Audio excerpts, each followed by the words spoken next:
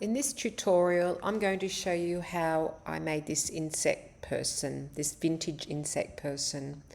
So, firstly, I just need to show you the various parts of the Photoshop interface. Over here we have our tools, okay,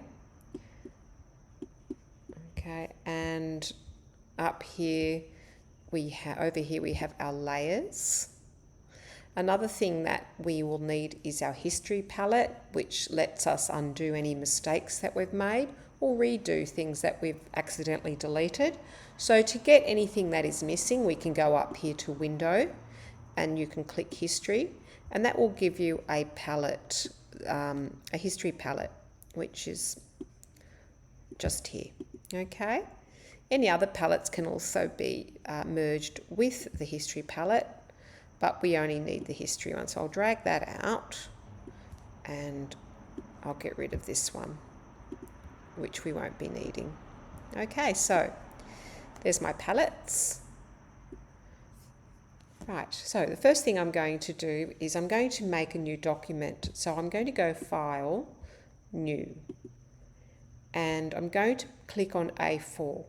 If the A4 option is missing, just simply go to Print, and that will give you more options. And especially if you click View or Presets, you'll get all sorts of print sizes, A4, A6, A5, A3, so on and so forth. So just click A4.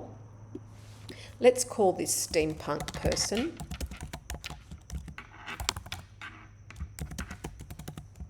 We'll call it number 1 because we're going to make 2 of these. Okay, so our measurements are correct. My orientation is going to be portrait because the main image that I'm going to place is also portrait, so you might want to check and see what yours is.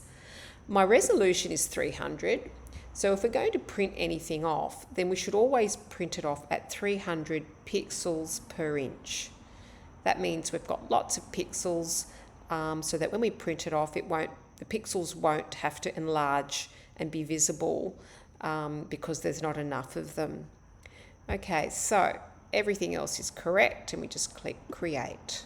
Okay, so there's my new document. Over here you can see it in the Layers palette as well. Okay, I'm just going to simply now place my first image, which is going to be my vintage person of choice. So I'm going to go File, Place Embedded, and then I'm going to look for that in my folder. So I've got a folder here called Steampunk People, and in that folder I've got my 3 subfolders: Creatures, Machines, People. She happens to be in the People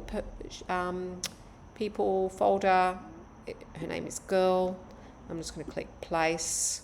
Okay, because she's quite a large file size, she's actually the size of an A4 page, which is great.